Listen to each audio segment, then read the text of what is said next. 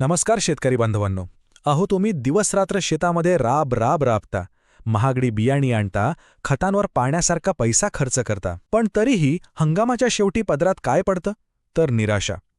मनासारखं पीक का येत नाही हा प्रश्न तुम्हाला आतून खोकरत असेल, नाही का? चला आज आपण याच प्रश्नाचं मूळ शोधून काढूया. आणि हा एक प्रश्न हा तर जवळपास प्रत्येक शेतकऱ्याच्या मनात येतो की अरे, आपला शेजारी कमी खर्च करतो तरी त्याचं पीक कसं काय जोमात येतं? आपलं नशीबच फुटकंय की आपल्या जमिनीतच काहीतरी खोटं आहे? अहो, ही शंका येणं अगदी स्वाभाविक आहे. पण तुम्हाला एक गोष्ट सांगतो, याचं उत्तर नशिबात नाही, ते आहे विज्ञानात. तर माझ्या शेतकरी बांधवांनो, एक गोष्ट पक्की लक्षात ठेवा. दोष तुमच्या मेहनतीत अजिबात नाही आणि तुमच्या हेतू तर नाहीच नाही. खरं रहस्य, खरं गुपित ते तुमच्या पायाखाली दडलेलं आहे, तुमच्या जमिनीत. आज आपण तेच रहस्य उलगडणार आहोत. हो, अगदी बरोबर ऐकलं तुम्ही. आपली माती म्हणजे फक्त धूळ आणि दगडगोटे नाहीत. माझ्या अनुभवावरून सांगतो, ती एक जिवंत गोष्ट आहे. ती आपल्यासारखीच श्वास घेते, तिला तहान लागते, भूक लागते आणि हो, ती आजारीसुद्धा पडते. आपल्याला फक्त काय करायचंय तर तिची भाषा शिकायची आहे, तिचं मन समजून घ्यायचं आहे. तर मग आजच्या या आपल्या चर्चेत आपण आपल्याच जमिनीचे तज्ज्ञ कसे बनायचे हे शिकणार आहोत. सगळ्यात आधी आपण जमिनीचे वेगवेगळे प्रकार आणि त्यांचं रहस्य ओळखू.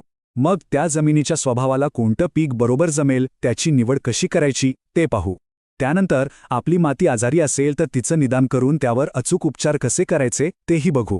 आणि शेवटी सगळ्यात महत्त्वाचं, आपल्या मातीत पुन्हा जीव कसा आणायचा याचं गुपित उलगडू. चला तर मग हा गोंधळातून स्पष्टतेकडे जाणारा प्रवास सुरू करूया. आता बघा, जसा प्रत्येक माणूस वेगळा असतो तसाच प्रत्येक मातीचा स्वभावसुद्धा वेगळा असतो. काही माती अशी असते की ती घटाघटा पाणी पिते, तर काही माती लगेच कोरडी पडते. आता आपण काय करणार आहोत तर भारतात आढळणाऱ्या 4 मुख्य प्रकारच्या माती कशा ओळखायच्या ते शिकणार आहोत. आणि तेही कोणत्याही मशीनशिवाय, फक्त आपल्या हातांनी आणि डोळ्यांनी. चला, सर्वात आधी बोलूया गाळाच्या मातीबद्दल. ही आपल्या भारतात सगळ्यात जास्त आढळणारी माती आहे. जर तुमच्या शेतातली माती हाताला पिठासारखी मऊ गुळगुळीत लागत असेल आणि तिचा रंग हलका तपकिरी किंवा राखीसारखा असेल तर समजून जा की ही गाळाची माती आहे. हा नद्यांनी हजारो वर्षांपासून वाहून आणलेला सुपीक गाळ आहे. आपल्यासाठी एक अनमोल ठेवाच म्हणा ना. पण या मातीचं एक कठू सत्य आहे, तेही समजून घ्या. ती दिसायला खूप सुपीक दिसते, पण तिला नायट्रोजनची म्हणजे आपल्या युरियाची प्रचंड भूक असते. नायट्रोजनमुळेच तर पिकाची पानं हिरवीगार होतात, अन्न तयार करतात. तुम्ही जर वेळेवर युरिया दिला नाहीत तर पीक पिवळं पडायला वेळ लागणार नाही. पण चांगली गोष्ट काय आहे तर निसर्गाने यात पोटॅश भरपूर दिलंय, जे फळांना आणि दाण्यांना मजबूत चमकदार बनवतं. आता वळूया काळ्या आईकडे, म्हणजे काळ्या मातीकडे, जिला रेगूर माती असंही म्हणतात. हिचा रंग एकदम गडद काळा, जसा काही जळलेला कोळसाच. उन्हाळ्यात या मातीला अशा काही खोल भेगा पडतात ना, आणि पावसाळ्यात अरे बापरे, इतकी चिकट होते की पायातलं चप्पलबोट तिथेच सोडून यावं लागतं. या काळ्या मातीत एक जादुई शक्ती आहे. ती एखाद्या स्पंजसारखी पाणी धरून ठेवते. जिथे कमी पाऊस पडतो तिथे ही माती शेतकऱ्यांसाठी वरदान आहे. पण तिची एक मोठी कमजोरी आहे, ती म्हणजे फॉस्फरसची कमतरता. फॉस्फरसमुळेच पिकांची मुळं खोलवर जातात, मजबूत होतात. तुम्हीच विचार करा, जर पायाच कमजोर असेल तर इमारत कशी उभी राहणार? त्यामुळे जर तुमची माती काळी असेल तर फक्त युरिया टाकून भागणार नाही, तुम्हाला DAP किंवा SSP वापरावाच लागेल. आता आपण बोलूया लाल मातीबद्दल. हिचा रंग गंजलेल्या लोखंडासारखा किंवा विटेच्या भुकटीसारखा लालसर असतो. ही माती आणि तिची पाणी न धरून ठेवण्याची सवय बघून अनेक शेतकरी तिला नापीक समजतात. पण मी सांगतो, हा एक खूप मोठा गैरसमज आहे. थांबा, ही लाल माती म्हणजे एक लपलेला खजिना आहे. तिची पाणी धरून ठेवण्याची क्षमता कमी आहे हे खरंय, पण जर तुम्ही या मातीत भरपूर शेणखत किंवा सेंद्रिय खत मिसळलं तर ते स्पंजसारखं काम करतं आणि ओलावा टिकवून ठेवतं. आणि एकदा का तुम्ही हे केलंत की भुईमूग, तूर, मूग यांसारख्या पिकांसाठी ज्यांना जास्त पाणी लागत नाही त्यांच्यासाठी ही माती म्हणजे स्वर्ग आहे. ही पिकं दुसऱ्या मातीत इतकी चांगली येत नाहीत. आणि आता ती माती जी मुठीत धरली की वाळूसारखी निसटून जाते, हिला वाळू मिश्रित किंवा रेताड माती म्हणतात. यात पाणी अजिबात थांबत नाही. तुम्ही आज पाणी दिलं तर उद्या जमीन कोरडी ठाक. यामुळे अनेक शेतकरी निराश होतात. पण लक्षात ठेवा, निसर्गाने कोणतीही गोष्ट निरुपयोगी बनवलेली नाही. या मातीत पाणी थांबत नाही, पण हवा भरपूर खेळती राहते. त्यामुळे गाजर, मुळा, रताळी यांसारखी कंदमुळे, ज्यांना वाढायला भुसभुशीत जमीन लागते, ती यात इतकी सुंदर वाढतात की विचारू नका.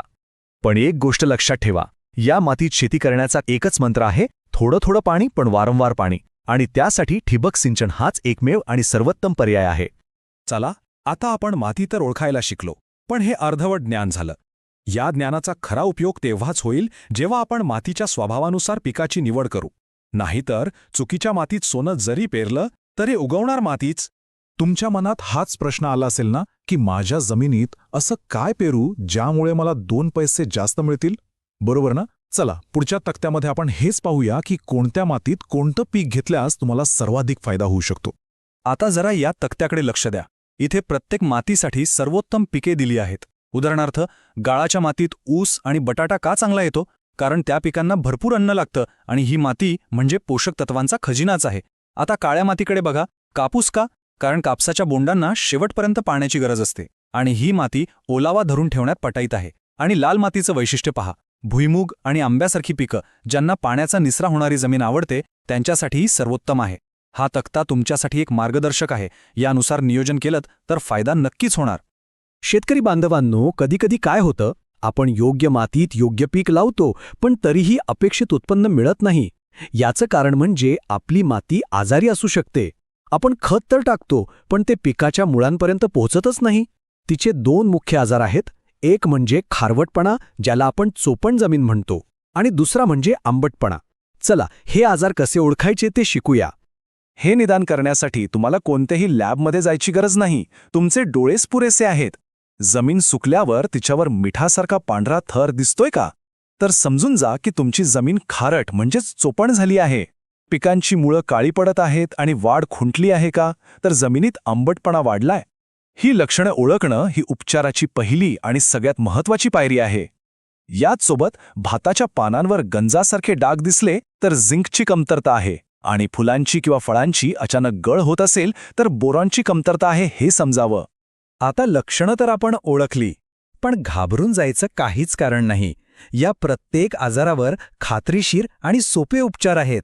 आता आपण आपल्या शेताचे डॉक्टर बनणार आहोत आणि या आजारी जमिनीला पुन्हा एकदा निरोगी, सुदृढ करणार आहोत.